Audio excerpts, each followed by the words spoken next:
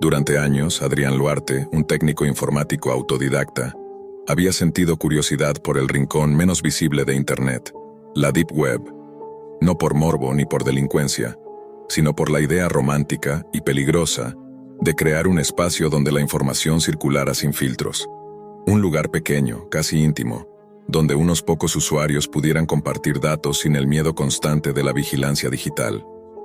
Fue así como, una noche cualquiera, Adrián decidió que era momento de usar sus habilidades para construir su propio foro anónimo, oculto entre capas cifradas de la red profunda. Al principio lo dominaba la paranoia. Temía que su ubicación fuera vulnerada, que alguien lograra espiar su tráfico o que un atacante derribara su pequeño proyecto. Por eso, antes de escribir una sola línea de código, pasó días recorriendo blogs, foros de seguridad y viejos hilos enterrados en la Deep Web, tomando notas obsesivas sobre todo tipo de amenazas, intrusiones, exploits, rastreo de metadatos, ingeniería social. Cuando finalmente se sintió preparado, dio el primer paso. No tenía dinero para pagar una VPN profesional, ni para contratar un hosting robusto. Así que optó por utilizar su vieja laptop, una máquina antigua pero funcional. No planeaba levantar una gran plataforma, solo quería un pequeño refugio digital. Configuró un servidor ligero, reforzó cada entrada posible, aplicó protocolos rudimentarios de anonimización y finalmente puso su foro en línea bajo el nombre ficticio de Lumengate. Durante los primeros meses todo marchó sorprendentemente bien.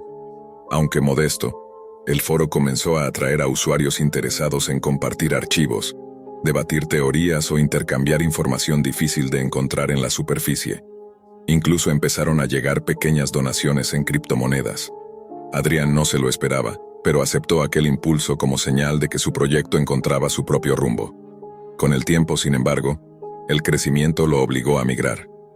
Después de 5 o 6 meses, Lumengate tenía tanta actividad que la vieja laptop ya no podía soportar el tráfico. Así que decidió construir una PC dedicada, ensamblada pieza por pieza, solo para alojar el foro. La instaló en su estudio, reforzó los sistemas de seguridad y realizó la migración completa. Durante un tiempo todo volvió a la normalidad, pero una tarde al regresar del trabajo, Adrián encontró la nueva PC congelada. No respondía. Pensó que sería un error menor, quizá un proceso colgado o un conflicto de software. Reinició el sistema, y fue ahí cuando notó que algo estaba mal. La máquina se encendió, pitó varias veces de forma insistente, y no logró completar el arranque. El sonido era inconfundible, un fallo de hardware.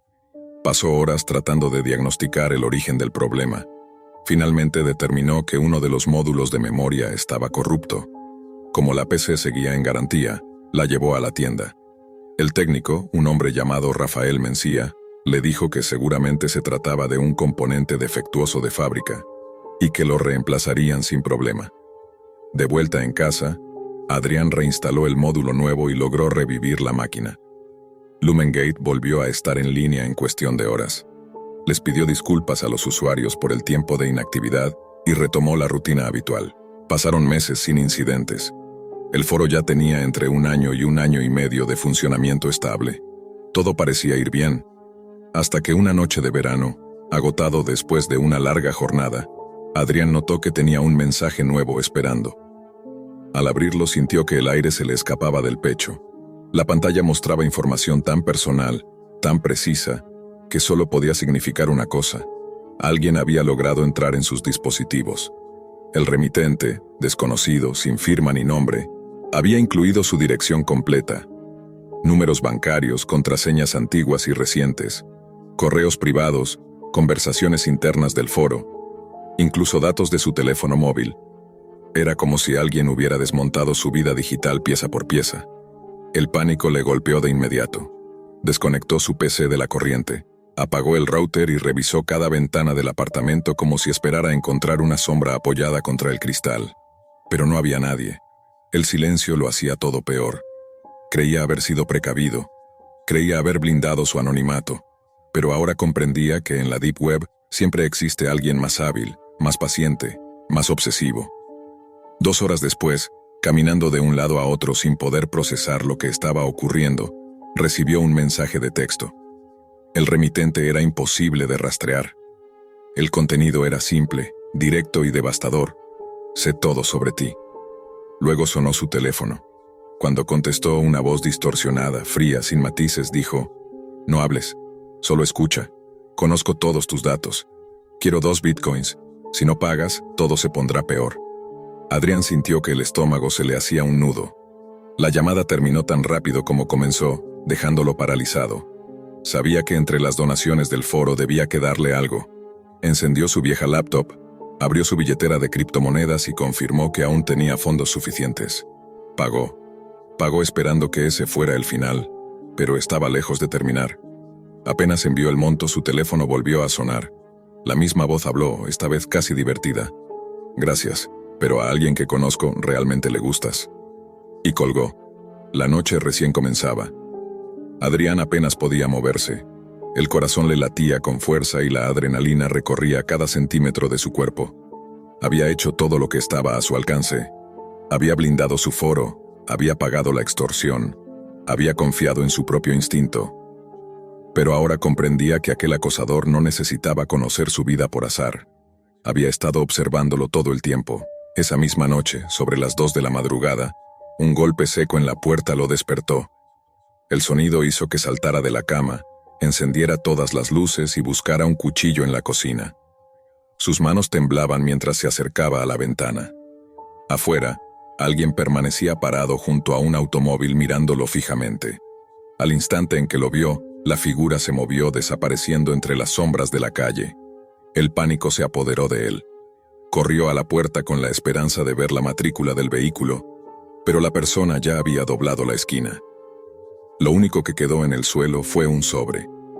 Lo levantó, cerró las cortinas y se sentó en la cocina. Durante media hora miró el sobre, temblando, acumulando el valor necesario para abrirlo.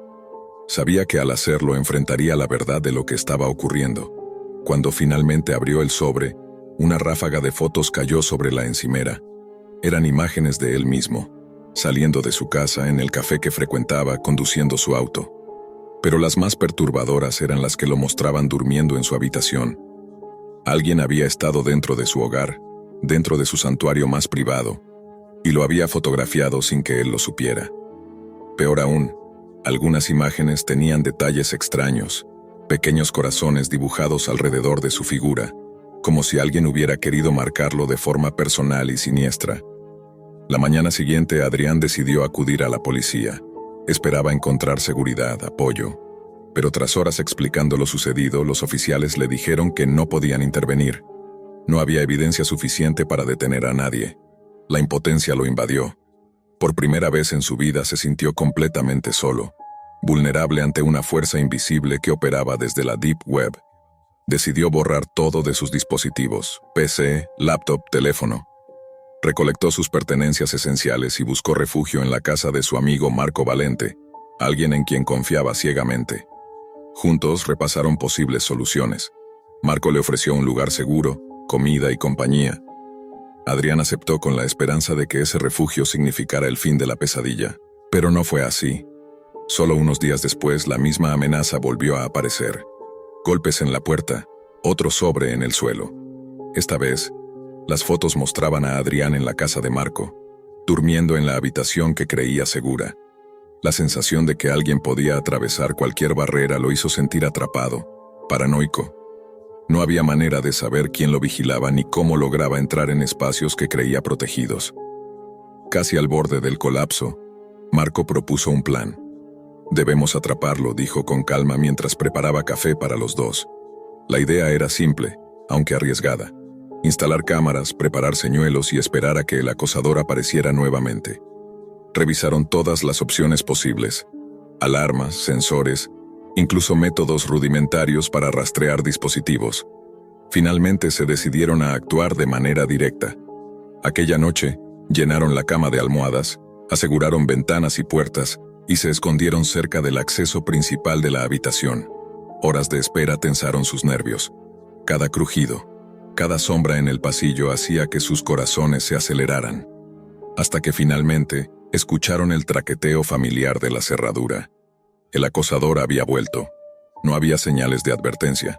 Solo el sonido metálico, el eco en la oscuridad y la certeza de que aquella presencia no solo estaba cerca, sino que era consciente de cada uno de sus movimientos. Marco y Adrián se prepararon. La puerta quedó ligeramente entreabierta, suficiente para observar desde su escondite. Cada segundo que pasaba parecía interminable. La silueta de la persona se movía con cautela, inspeccionando la habitación como si supiera que alguien lo estaba esperando. Fue en ese momento cuando comprendieron algo crucial. No se trataba de un simple intruso o hacker detrás de una pantalla. Era alguien que había estudiado sus hábitos, que sabía cómo y cuándo entrar en sus vidas, y que estaba dispuesto a todo. Marco susurró: «Cuando pase cerramos la puerta y no dejamos que salga». Sabían que aquella noche cambiaría todo. Sabían que el acosador no era un fenómeno aislado de la Deep Web, sino alguien que había trasladado su obsesión del mundo virtual al físico. La tensión alcanzaba su punto máximo mientras observaban, esperando el instante preciso para actuar. Adrián y Marco esperaban en silencio, la respiración contenida, mientras la silueta del intruso se movía dentro de la habitación. La luz de la calle se filtraba débilmente por la ventana, dibujando sombras alargadas. Cada crujido, cada leve roce de los pies contra el suelo, hacía que los dos hombres contuvieran el aliento. Sabían que si el acosador notaba su presencia, podrían estar perdidos. Entonces ocurrió. La figura llegó hasta la cama, inspeccionando con cuidado lo que Adrián y Marco habían dejado como señuelo. Fue el instante que habían estado esperando. Con un movimiento rápido, Adrián cerró la puerta desde el interior y Marco la bloqueó con una silla y una barra de metal. El intruso quedó atrapado, sorprendido, incapaz de escapar sin forzar la puerta. Desde su escondite, los dos amigos lo observaron. Era un hombre de aspecto común, pero su mirada tenía algo inquietante, una mezcla de obsesión y cálculo frío que helaba la sangre. Podían ver cómo caminaba de un lado a otro, aparentemente buscando alguna vía de salida. La tensión era insoportable, y cada segundo que pasaba se sentía como una eternidad. Sin perder tiempo, Marco llamó a la policía y les indicó la situación. Mientras esperaban, el acosador sacó una pistola de la chaqueta y, de manera inesperada, la colocó en su propia cabeza. Sin decir palabra, apretó el gatillo. El ruido fue seco y estremecedor. Cuando la policía irrumpió en la casa, no encontraron resistencia ni intento de fuga. Solo el cuerpo inerte del hombre frente a ellos. Adrián y Marco, todavía temblando, fueron trasladados a la comisaría para declarar. Durante horas los oficiales revisaron la evidencia, las cámaras y los objetos encontrados en la casa. Finalmente, un detective abrió un expediente con fotografías y documentos encontrados en el escondite del acosador.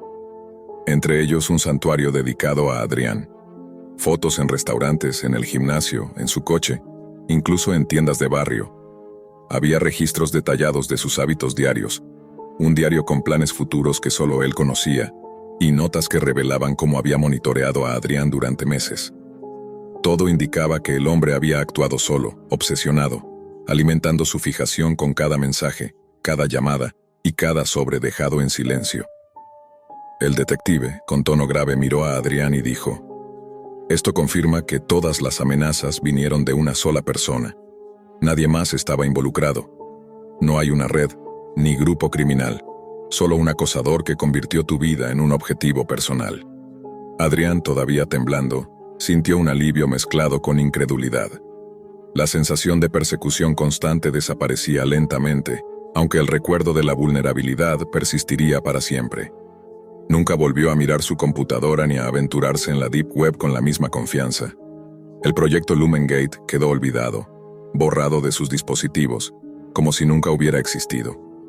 Lo que aprendió de aquella experiencia fue duro. La tecnología, incluso los espacios que parecen seguros en la Deep Web, puede ser un arma de control cuando cae en manos obsesivas.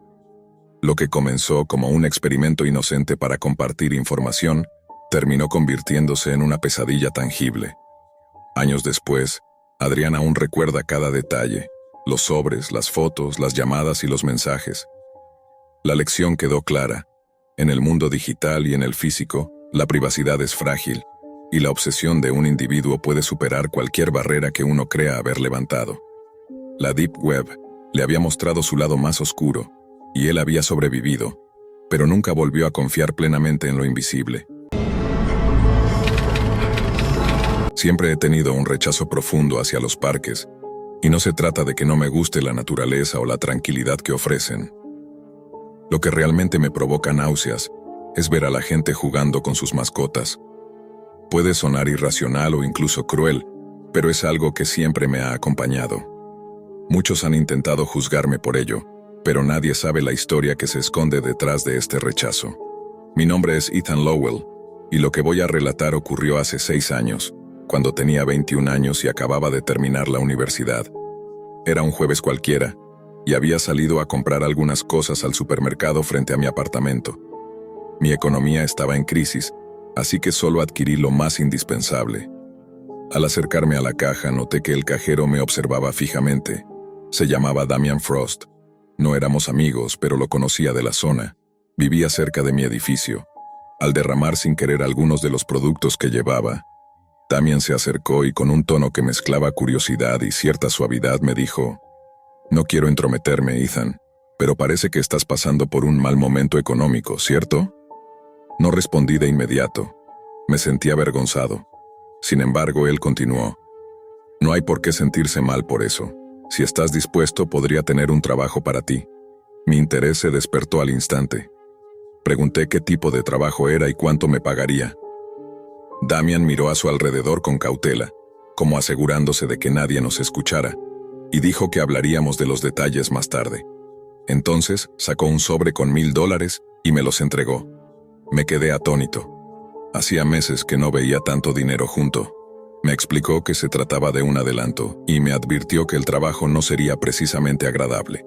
Al terminar la conversación, me pidió mi número de teléfono para contactarme más tarde y concretar todo.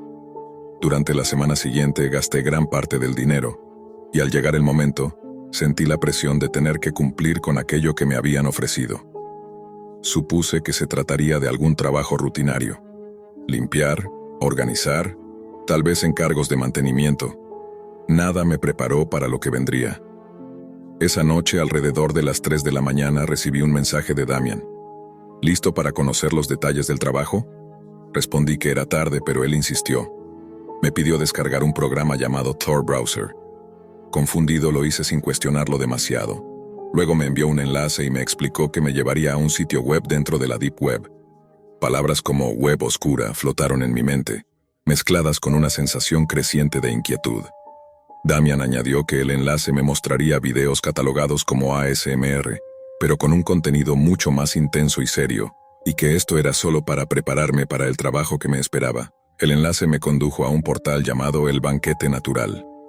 El lema que aparecía era perturbador: «Bienvenido al verdadero comedor». Para acceder, debía pagar $20, lo que hice casi por inercia. Al cargarse la página, me encontré con una serie de videos que me hicieron sentir un terror indescriptible. El primer video mostraba a un hombre corpulento sosteniendo una jaula llena de pequeños animales. La sensación de horror fue inmediata. Pude escuchar sus pequeños chillidos y notar el miedo reflejado en sus movimientos. Frente a ellos, una mujer mostraba una expresión perturbadora. Su rostro era pálido, febril y enfermizo, y su sonrisa era inquietante. Lo que ocurrió después superó todo lo imaginable. Lo que se desarrolló en ese video era tan macabro y repugnante que me hizo apartarme de la pantalla con náuseas. La sensación de asco y miedo se mezcló con la incredulidad. Lo que estaba viendo parecía salido de una pesadilla o de un relato de horror extremo. Intenté alejarme de la computadora, pero una voz en mi mente repetía: «Esto es solo el principio, Ethan, prepárate». No pude dormir durante toda la noche. Las imágenes y la idea de lo que me esperaba al día siguiente se alojaron en mi cabeza y una sensación de terror creciente comenzó a invadirme. Finalmente entendí que el trabajo que Damian me ofrecía no era algo convencional. El dinero que me había dado era un anzuelo para atraparme, y lo que me esperaba iba mucho más allá de lo que podía imaginar. Durante los días siguientes, evité a Damian y al supermercado. Pensé que había logrado esquivar su seguimiento, que había escapado de aquella presión inicial, pero había algo en su manera de actuar que dejaba claro que no podía confiar en que las cosas terminaran ahí. La sensación de peligro era tangible, aunque aún no sabía hasta qué punto. Una semana después de aquel primer contacto, la presión de la deuda y el dinero gastado comenzó a pesar sobre mí. No podía dar marcha atrás. Había aceptado un trabajo cuyo alcance ni siquiera podía imaginar. Esa noche, alrededor de las 3 de la mañana, recibí un mensaje de Damian. Ethan, ¿listo para empezar? No había forma de evadirlo. Con manos temblorosas abrí el enlace que me había enviado días atrás. Me condujo nuevamente a la Deep Web, a un portal que no tenía comparación con nada que hubiera visto antes. Su nombre seguía siendo El Banquete Natural, y el lema aparecía en letras escalofriantes: el verdadero sabor de la naturaleza. La página estaba protegida y solo permitía acceso previo pago. Era evidente que cada clic, cada interacción, estaba cuidadosamente calculada para atrapar a quienes ingresaban. Damian me indicó que debía prepararme para lo que se esperaba de mí, pero no dio detalles claros. Solo mencionó que los videos que había visto eran un adelanto. La incomodidad y el temor crecieron mientras me explicaba que debía descargar ciertos archivos y visualizar ciertos contenidos antes de iniciar cualquier actividad física. En otras palabras, estaba siendo entrenado para acostumbrarme a algo que desbordaba la realidad: la violencia y la crueldad hacia los animales, presentada como algo natural, casi ritual. El primer video que volví a ver mostraba escenas de consumo de animales, pero esta vez la crudeza se percibía con más claridad. No eran meros animales muertos. Se trataba de seres vivos manipulados deliberadamente para el placer de quienes filmaban. No había ninguna producción cinematográfica que suavizara lo que ocurría.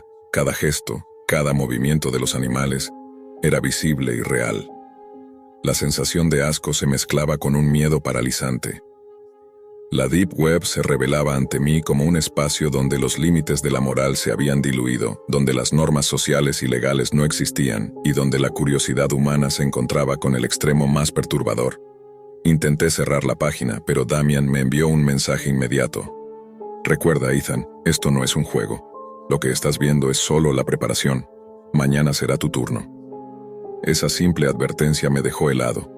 No sabía cómo interpretar sus palabras, pero la amenaza implícita era clara. No había salida fácil. Durante los días siguientes, cada vez que intentaba distraerme, la imagen de aquellos videos me perseguía.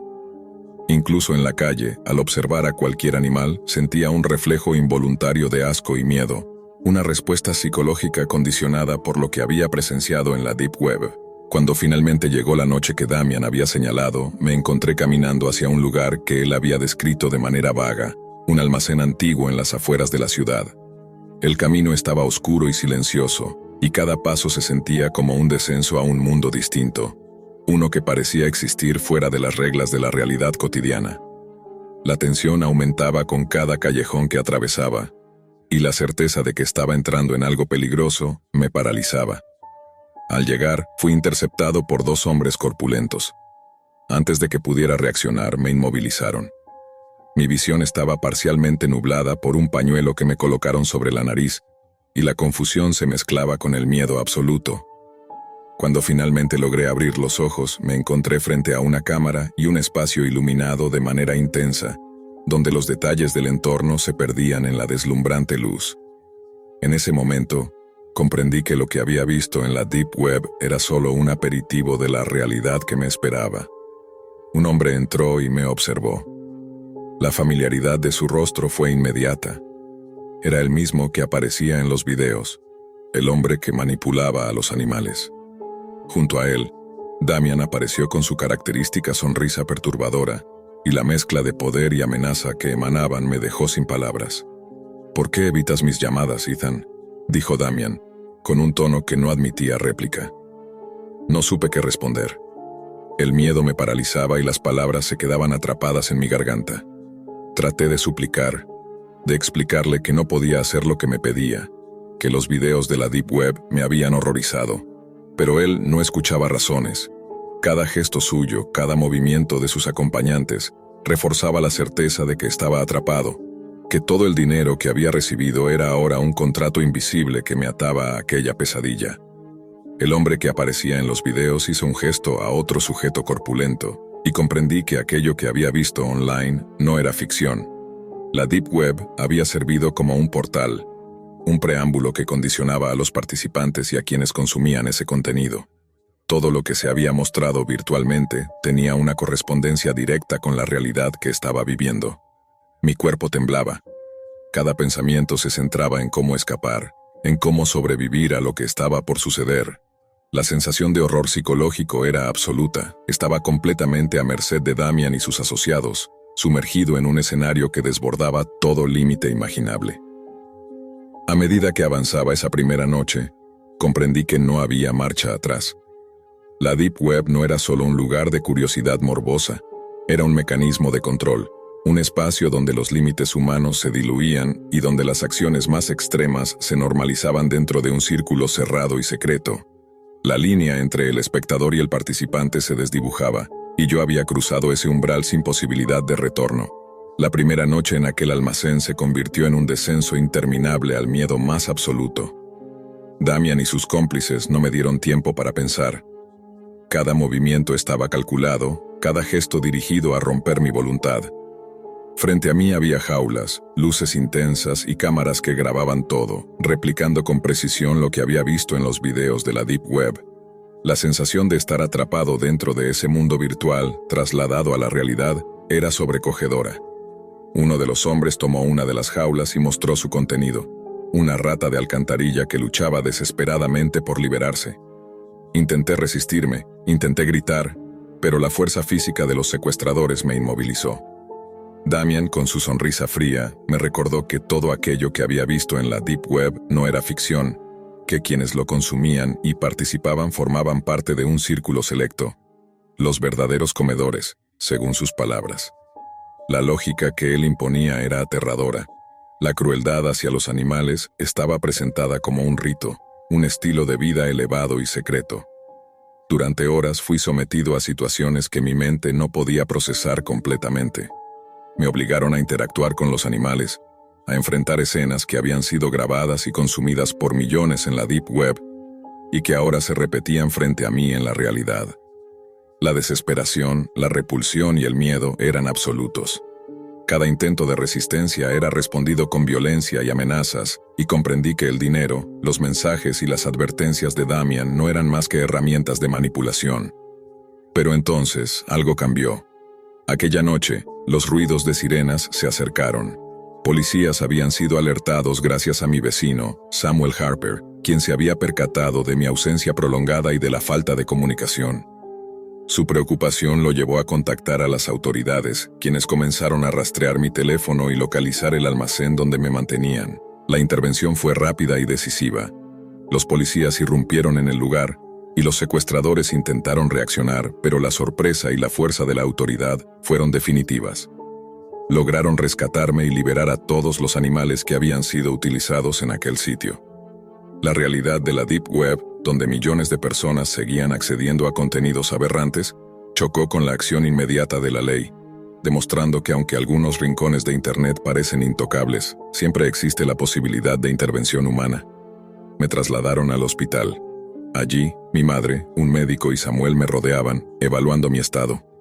Los efectos físicos y psicológicos de los días de cautiverio y exposición a la crueldad eran evidentes: deshidratación, náuseas constantes y un trauma que marcó mi vida. El médico me explicó que había estado expuesto a bacterias peligrosas y a situaciones que podían haberme costado la vida. Agradecí profundamente a Samuel, quien había sido clave para mi rescate. En las semanas siguientes, las autoridades continuaron investigando. Descubrieron que más de 70 personas estaban involucradas en el almacén, y que la mitad de ellas habían muerto debido a sus propias prácticas dentro de aquel círculo cerrado. Los videos que yo había visto en la Deep Web tenían miles de reproducciones, y muchos usuarios continuaban consumiéndolos de manera anónima. La sensación de impotencia frente al alcance global de la Deep Web me acompañó durante mucho tiempo. Sabía que, aunque yo había sobrevivido, millones seguían siendo partícipes de aquel horror. Hoy, 6 años después, la vida me ha dado una segunda oportunidad. Me mudé con mi madre, recibí terapia, pero el trauma permanece. Mi relación con los animales cambió para siempre. No puedo verlos sin recordar el terror de aquella experiencia. La Deep Web, que en un principio parecía un espacio de curiosidad y anonimato, se reveló como un portal hacia el horror absoluto, donde los límites de la moral y la empatía se diluyen. y donde la fascinación humana por lo prohibido puede convertirse en una pesadilla real. Aún hoy, cada vez que pienso en aquel almacén, en Damian y en los videos, siento un escalofrío. Sobreviví, pero lo que vi y viví me marcó para siempre. La Deep Web no solo fue un escenario virtual, fue la puerta de entrada a un mundo donde la violencia se consumía como espectáculo y donde yo estuve al borde de perderme por completo. Dicen que a los 19 años uno se cree invencible. Eso pensaba Elías Morel, un estudiante de segundo año en la Universidad Estatal de Richwater, en pleno corazón rural del ficticio estado de Hawthorne, al norte del país. Elías era atlético, disciplinado, y vivía lejos del campus, en una pequeña casa rodeada por extensiones de pinos que parecían interminables. Su trayecto diario era siempre el mismo. Trotaba desde su casa hasta la parada de autobús más cercana, y desde allí viajaba hacia la universidad. No tenía dinero para residencias estudiantiles, pero eso nunca lo había desanimado. Aquel día comenzó de forma similar a cualquier otro, pero bastaron 5 minutos de retraso para que su profesor lo recibiera con una mirada fría, casi acusatoria. Elías se sentó sin decir nada, dispuesto a tomar apuntes y recuperar el ritmo, cuando algo captó su atención desde el pupitre de al lado. Un grupo de estudiantes conversaba en voz baja, aunque no lo suficiente para pasar desapercibidos. Se reían, cuchicheaban, pero lo que decían no tenía nada de gracioso. Uno de ellos, a quien Elías no conocía, presumía haber comprado sustancias ilegales a través de sitios prohibidos. No se trataba de las típicas páginas superficiales, sino de algo distinto, algo oculto. Lo llamaban la red profunda, un lugar al que no se accedía con navegadores comunes. Elías, sin querer demostrarlo, prestó atención a cada palabra, no por las drogas, sino por la idea intrigante de un espacio digital al que solamente unos cuantos podían acceder. La conversación terminó con una frase que quedó grabada en su mente. Descárgate Thorn, te va a permitir entrar a esas zonas de la red que nadie ve. Te ayudo luego si quieres. Elías, con disimulo, anotó en una página del cuaderno el nombre del supuesto navegador. Sabía que lo buscaría más tarde, aunque parte de él sintiera que estaba cruzando una línea. Al finalizar sus clases siguió su rutina de siempre: trotar, tomar el autobús, volver a trotar. Pero ese día había una diferencia. En su mente, como un eco persistente, seguía sonando el nombre del navegador. Thorn, la puerta a lo oculto. Al llegar a casa dejó caer la mochila en el suelo y subió a su habitación casi corriendo. Encendió la computadora, buscó el navegador en cuestión y lo instaló sin pensarlo demasiado. Antes de abrirlo investigó por encima y encontró múltiples advertencias. Que era necesario usar una VPN, que era la puerta de entrada a la parte más oscura de Internet, que había contenido ilegal y peligroso. Prácticamente todas las señales indicaban que debía mantenerse lejos. Pero, como muchos jóvenes que creen tener el control de todo, Elías desestimó las advertencias. La curiosidad ya lo había vencido. Con la VPN activada abrió el navegador Thorn y comenzó a recorrer enlaces sin rumbo, probando uno tras otro. Los primeros sitios no fueron particularmente llamativos. Supuestas farmacias clandestinas, vendedores de armas, foros encriptados, pero nada de eso le provocó el impacto que produciría el enlace siguiente. Se trataba de una página completamente en blanco, sin logos, sin texto. Solo cuando creyó que no cargaba, apareció una frase simple y directa. Si no sabes dónde estás, sal de aquí. Este lugar no es para ti. Debajo 2 botones. Salir y continuar. Elías dudó por un segundo. Después pensó algo que más tarde lamentaría profundamente. ¿Qué podría pasar? Y presionó continuar. La pantalla cambió. Apareció un pequeño cuadro de chat con un solo administrador y 11 espectadores conectados. Él no escribió nada. Quería observar, entender de qué se trataba. Pasaron unos segundos y entonces, sin previo aviso, una ventana comenzó a reproducir un video. Elías quedó paralizado. Lo que veía no parecía una puesta en escena ni un truco digital. Era un hombre clavado a una pared de madera, con el cuerpo cubierto de heridas y la expresión completamente perdida. Había sangre fresca corriendo por las extremidades inmovilizadas. La respiración de Elías se agitó. El estómago se le revolvió. Aquello era demasiado real. De pronto, una puerta en el fondo del video se abrió lentamente. y en ella apareció una figura con una máscara blanca, sin rasgos, una máscara que imitaba el rostro deformado del hombre clavado. La imagen era perturbadora, casi ritual, como si el enmascarado quisiera mostrar su dominio sobre la víctima. Elías, en shock, intentó cerrar la página, pero no pudo. El botón salir había desaparecido. El pánico comenzó a treparle por la espalda como un animal vivo, y entonces en el chat apareció un mensaje del administrador. ¿Por qué te quieres ir tan pronto? Elías sintió un vacío en el estómago. ¿Cómo sabía que estaba intentando salir? Segundos después, algo aún peor ocurrió. El administrador publicó en el chat una fotografía de Elías, tomada claramente desde su propia red. El joven retrocedió de la silla, horrorizado. ¿Cómo era posible? Aterrorizado, escribió que llamaría a la policía. Y esa amenaza fue el detonante. El administrador respondió de inmediato, con frialdad absoluta. Si haces eso, iremos por ti. Te sacaremos de tu casa. No podrás detenernos. A continuación escribió el nombre completo de Elías, su dirección exacta en Hawthorne, la de la universidad, e incluso las direcciones de sus familiares. Cada dato estaba ahí, expuesto, como si llevaran siguiéndolo desde siempre. Y para reforzar el mensaje, el hombre de la máscara, en el video, acercó un cuchillo al cuello de la víctima y simuló lo que, según el administrador, le esperaba a Elías. Lo que ocurrió después marcaría el inicio de una pesadilla que apenas comenzaba. Elías Morel pasó varios minutos sin poder moverse, respirando de manera entrecortada frente a la pantalla.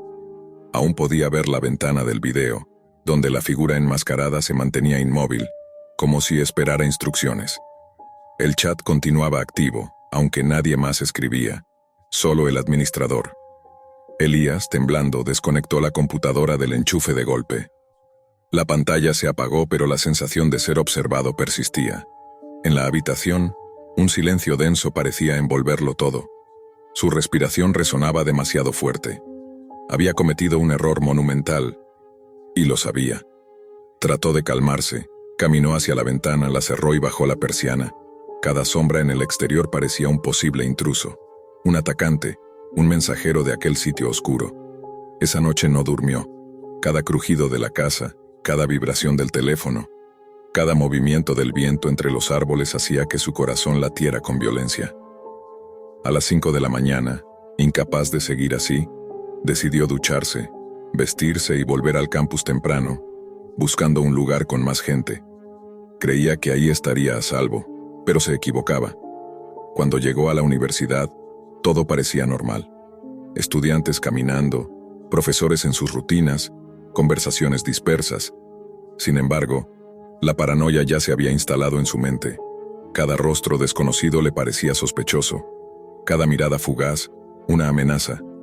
La sensación de que alguien lo estaba siguiendo no lo abandonaba. Apenas entró a su clase, el profesor notó algo extraño en él. Elías estaba pálido, con los hombros tensos y ojeras profundas. Intentó concentrarse, pero su vista se desviaba constantemente hacia la puerta, esperando que en cualquier momento apareciera la figura enmascarada del video, como si pudiera atravesar la realidad. En un momento sus manos comenzaron a temblar tanto que dejó caer el lápiz. El profesor, preocupado, se acercó a hablar con él, pero Elías apenas respondió. Inventó que no se sentía bien y salió del aula casi corriendo. Se dirigió a la biblioteca pensando que en un ambiente silencioso podría analizar mejor qué hacer. Tal vez formatear su computadora, cambiar todas sus contraseñas, no usar más Thorn. Pero justo cuando se sentó frente a una mesa vacía, su teléfono vibró. Era un mensaje desconocido. Al abrirlo, encontró una imagen tomada desde afuera de la biblioteca, con él mismo entrando por la puerta principal apenas unos segundos antes. Elías sintió que la garganta se le cerraba. ¿Quién estaba haciendo eso? ¿Cómo estaban tan cerca? El mensaje incluía un texto breve. Te dijimos que no llamaras a nadie, estamos observándote. Elías guardó el teléfono con manos temblorosas. Se levantó y caminó hasta el baño más cercano. Abrió la llave del agua y se miró en el espejo. Estaba sudando, jadeando, con los ojos abiertos de forma antinatural. Era como si su mente estuviera al borde de un colapso. Decidió que no podía quedarse en el campus. Tenía que volver a casa, a un lugar cerrado, un entorno que conociera aunque eso no lo protegiera realmente. Se escabulló entre la multitud para evitar que alguien lo siguiera y tomó el primer autobús de regreso. Durante el trayecto, cada persona a bordo parecía potencialmente conectada con esos acosadores. Una mujer con gafas que no levantaba la vista del libro, un hombre con gorra que miraba su celular, un adolescente escuchando música. Cualquiera podía haber tomado esa foto. Cualquiera podía estar enviando su información al administrador de aquel sitio. Elías bajó antes de su parada habitual para despistar, caminando por un sendero de tierra que bordeaba la zona boscosa cercana a su casa. El viento movía los pinos y ese sonido, normalmente familiar, ahora parecía algo más. Un susurro, un aviso. Cuando por fin llegó a su hogar, cerró con llave todas las puertas y ventanas. Caminó revisando cada habitación, como si buscara pruebas de que alguien había entrado mientras no estaba. No encontró nada. Subió a su cuarto y encendió la computadora, esta vez sin conectarla a internet. Ni siquiera la había enchufado cuando escuchó un débil golpe en la ventana del piso de abajo. Un toque seco. Una sola vez. Se quedó inmóvil, sintiendo como un escalofrío le recorría la espalda. Caminó despacio hacia la escalera, deteniendo la respiración para escuchar mejor. Durante unos segundos no oyó nada. Luego, otro golpe, esta vez más fuerte. Elías bajó con pasos silenciosos y se acercó a la ventana del comedor. El cristal estaba empañado, dificultando la vista hacia afuera. Con el pulso acelerado usó la manga de su sudadera para limpiar un pequeño círculo en el vidrio. Afuera no había nadie, pero en el cristal del lado de afuera, alguien había dejado marcada una mano. Una mano grande, presionada contra el vidrio como si hubiera estado observándolo desde muy cerca. Elías retrocedió de inmediato. No sabía si correr, si esconderse, si llamar a la policía a pesar de las amenazas. Pero antes de que pudiera decidir algo, escuchó otro ruido, esta vez detrás de él. Era su computadora, encendida, por sí sola. La pantalla mostraba el mismo chat de la noche anterior, el mismo administrador, la misma página oscura que él había intentado cerrar sin éxito. El mensaje decía: «Te dijimos que no apagaras el ordenador. No vuelvas a ignorarnos». Elías sintió que estaba atrapado, acorralado entre la amenaza digital y la presencia física que había dejado la marca en la ventana. Era evidente que no se trataba solo de un sitio web. Aquello eran personas reales, cerca, observándolo. Y cualquier intento de pedir ayuda solo parecía empeorar la situación. Cuando finalmente logró respirar de nuevo, notó una última línea en el chat, recién escrita. «Esta noche hablaremos contigo, cara a cara». La tensión acumulada durante semanas había quebrado por completo la calma aparente del edificio de IP Data Meridian, aquel complejo corporativo que siempre parecía un esqueleto vacío después del atardecer. Marina Duarte, todavía temblorosa por el último intento de irrupción, apenas podía concentrarse en las páginas del reporte que intentaba redactar. Cada ruido, cada chispa de los fluorescentes, cada exhalación del aire acondicionado sonaba como una advertencia. Los oficiales ya se habían marchado. La seguridad privada, esa que juraba patrullar la zona boscosa aledaña, tampoco había vuelto con respuestas claras. «No encontramos a nadie», decían siempre. «No hay señales de actividad reciente en el perímetro». Pero Marina sabía que eso no era verdad. Ella lo había visto. Ella lo había escuchado. Y ahora lo estaba sintiendo. Algo seguía allí. Las últimas noches fueron aún más inquietantes. Cada vez que bajaba al sótano, aunque evitaba hacerlo a menos que fuera absolutamente necesario, percibía lo mismo: pasos suaves caminando sobre la grava húmeda, un roce metálico contra la reja exterior, y esa respiración profunda, irregular, como si alguien luchara contra un dolor constante. Pero lo que cambió todo fue el hallazgo. Una mañana, mientras revisaba por rutina los registros internos del sistema, Marina encontró un patrón extraño: conexiones desconocidas entrando al servidor principal durante la madrugada. No venían de fuera, sino desde dentro del edificio. Lo más inquietante, todas esas conexiones se originaban desde un punto sin autorización asignada, justo debajo del sótano. Un nivel que, según los planos actuales, ya no existía. Al inspeccionar más a fondo, descubrió algo peor. Las sesiones que alguien estaba ejecutando allí no eran simples consultas. Eran rutas encriptadas, accesos disfrazados, túneles directos hacia redes clandestinas. Marina no lo podía creer, pero la evidencia era irrefutable. Alguien dentro del edificio estaba usando la infraestructura de IP Data Meridian para entrar a la Deep Web. Durante horas, revisó logs, analizó paquetes, reconstruyó fragmentos de tráfico.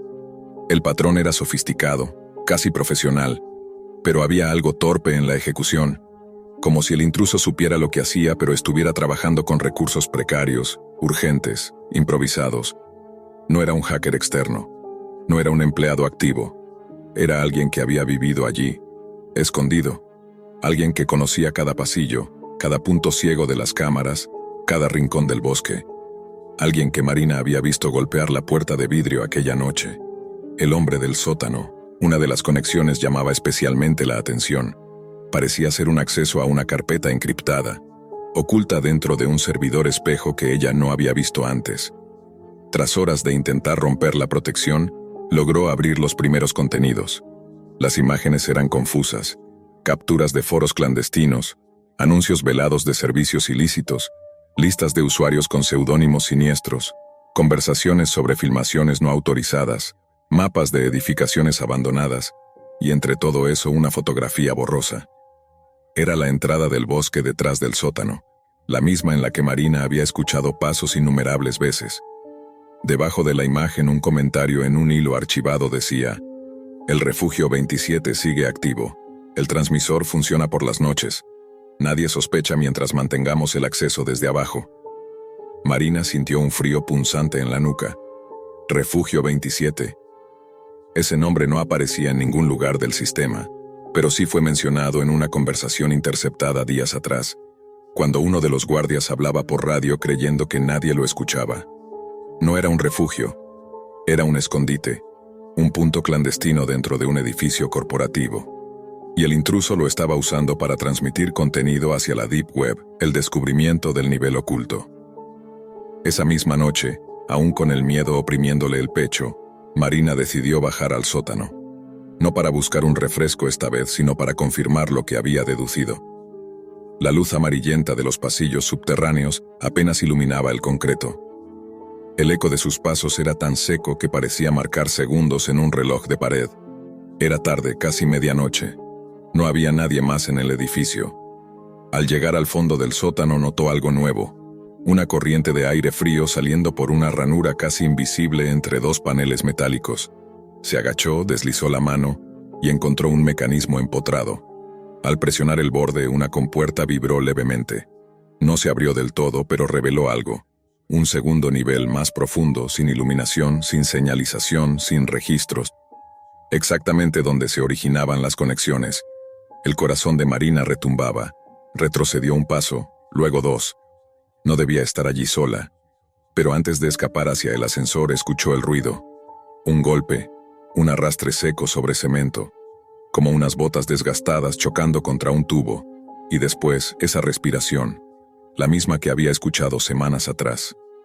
La figura emergió de la penumbra lentamente. El hombre parecía más demacrado que la última vez. Ropa sucia, barba irregular, mirada hundida. Una mezcla de desesperación y rabia llenaba su expresión.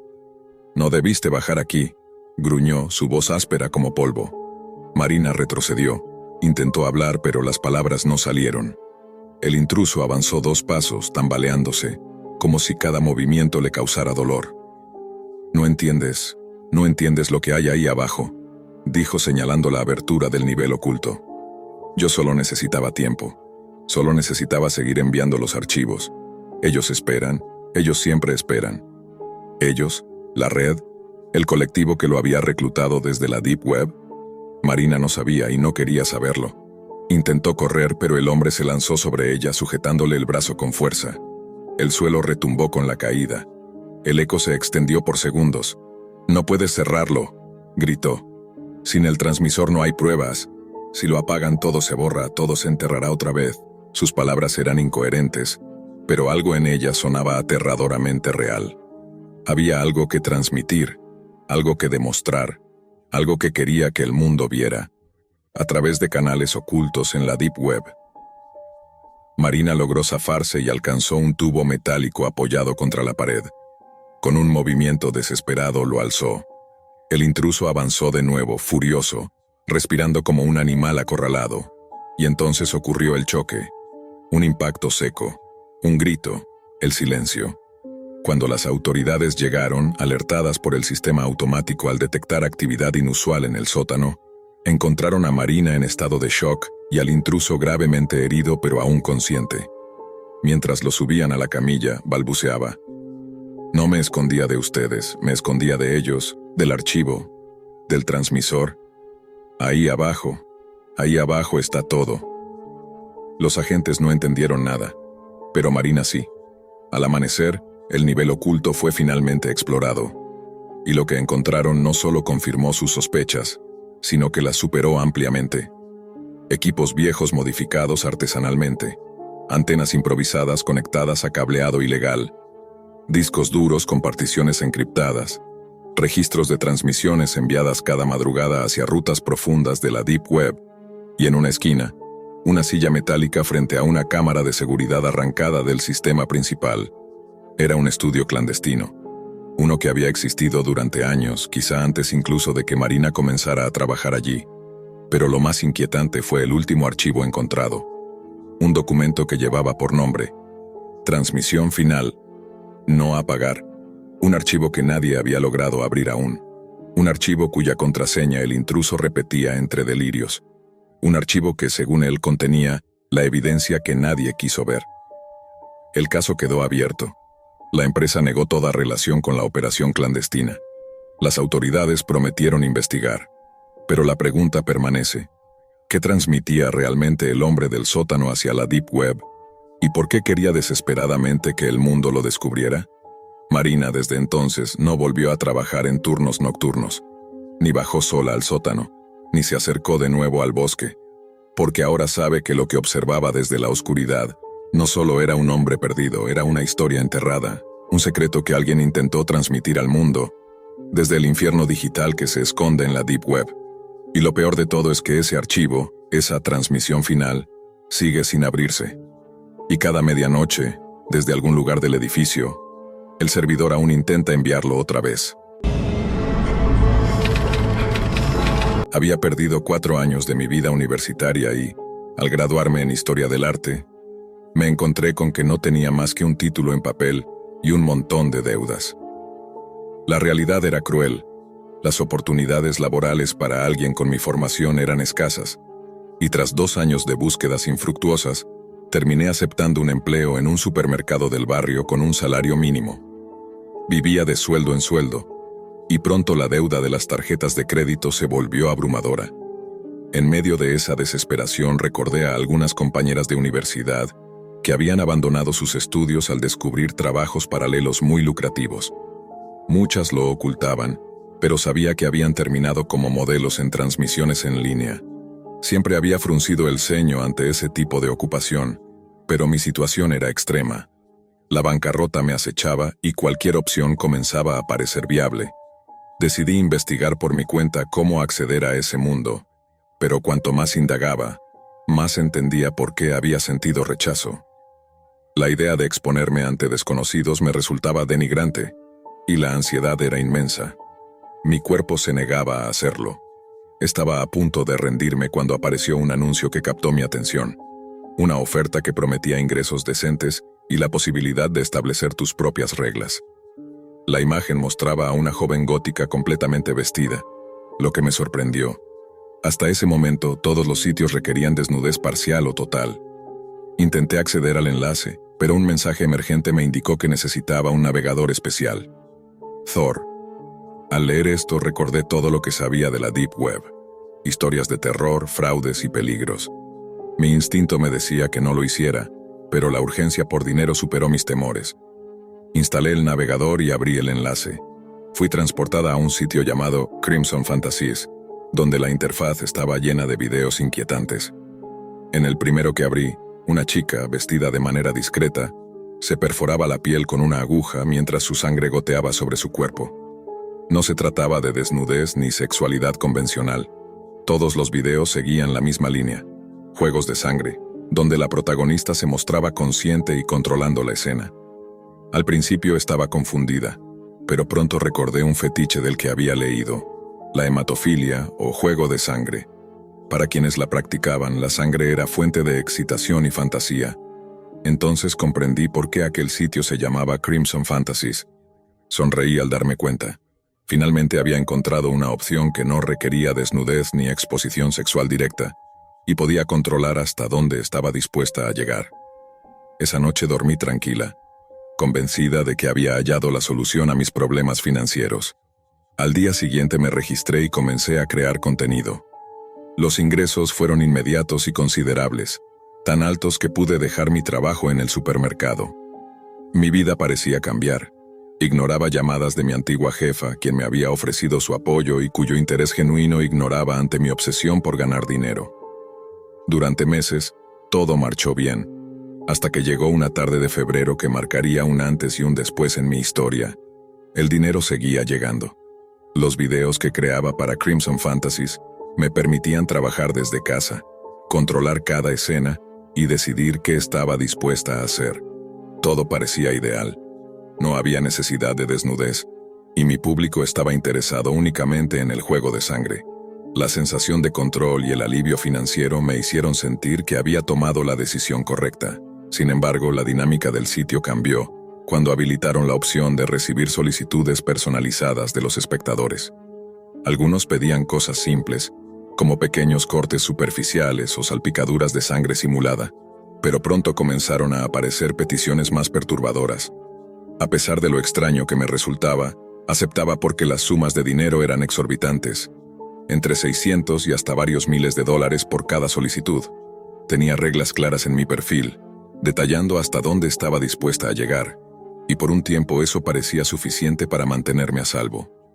Una tarde, mientras realizaba una transmisión en vivo, llegó un mensaje que detuvo mi corazón.